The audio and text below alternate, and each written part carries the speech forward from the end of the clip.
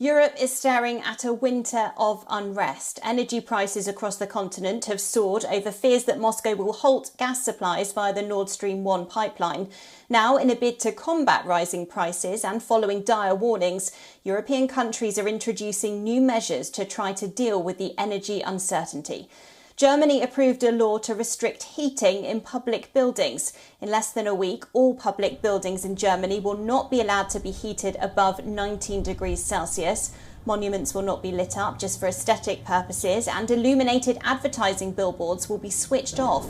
The new regulations will also supersede rental agreement clauses that previously guaranteed a minimum level of heating.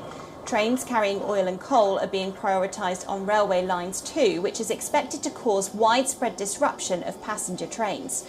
The German Chancellor Olaf Scholz has just returned from a 3-day trip to Canada after concluding a deal to import Canadian hydrogen energy and liquid natural gas.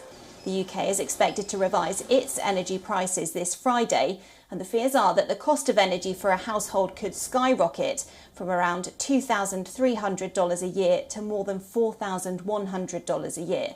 Power companies are urging the UK government to not increase household rates too much. Instead, they're asking the government to pay them the difference directly.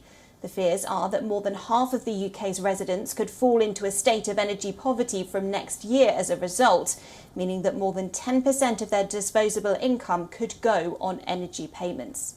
Capping household energy prices could cost the UK government around $120 billion a year. The UK government claims that it's already spending around $40 billion to support households and that more measures are on the way. French President Emmanuel Macron addressed the nation on Wednesday. He said that people were facing the end of an era of abundance. Macron pointed to both the extreme weather events in France and Russia cutting gas supplies as reasons for the country's hardships. President Macron told his ministers that renewable energy would be a priority. Earlier this month, Macron had spoken of Russia's invasion of Ukraine. He said that the energy crisis was the price to pay for freedom. Well, our Berlin correspondent Trent Murray joins us now for more. Trent, Germany's government appears to be taking pretty swift action to combat these potential energy shortages this winter. So just take us through some of those new regulations coming into place. What effects are they going to have? Yeah, hello Laura. I'm out in the northern suburbs of the German capital, and it's areas like here where the government says that they really need consumers and businesses to work together to reduce their energy usage. That is why this new suite of measures has been introduced. As you said, all public buildings will have a limit on them now of not being allowed to go above 19 degrees over the winter. Hallways and lobbies as well are told to switch off heating entirely, and then shop front windows, like many of the ones behind me, they will be told not to light themselves up at night for advertising purposes. In other words, to be completely dark. Now, these are little measures, it should be noted, but the idea here is that sort of every little bit helps. They reckon it will reduce energy use by around 2%, not a lot, but certainly heading in the right direction. And this is all because right now the priority is to move away from using gas for energy use and instead allow it all to be stored for the winter. Right now, Germany's gas storage levels are at around 80%. They say they want to get them up over 95% by November. They say if they can hit that target, then they should be able to get through the winter. But of course, the big variable in all of this is Russia. Most of Germany's gas does come via Russian pipelines, and we have known and seen in recent weeks those pipelines switched on and off again under the guise of maintenance. Maintenance, the German side says, simply is not needed. It's entirely a political move.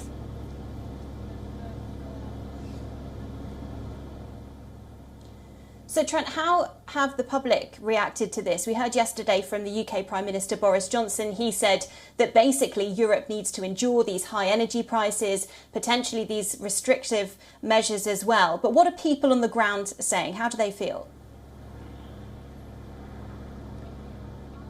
Well, for many weeks, I think there has definitely been a real sense of national solidarity, if you will. You know, we've had these messages about little tips around the home people can take, like doing their laundry in cold water or taking shorter showers. And the grid operator here will tell you that they have noticed a bit of a reduction in energy use. So clearly that message is starting to sink in.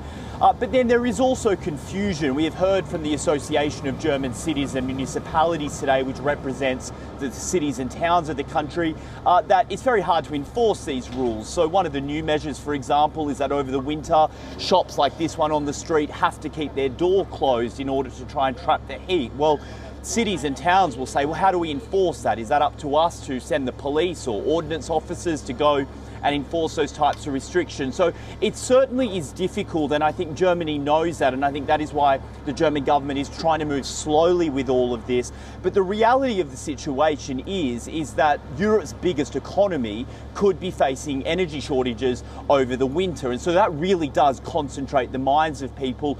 Big questions about still who will get the gas and who won't, if indeed rationing does need to take place.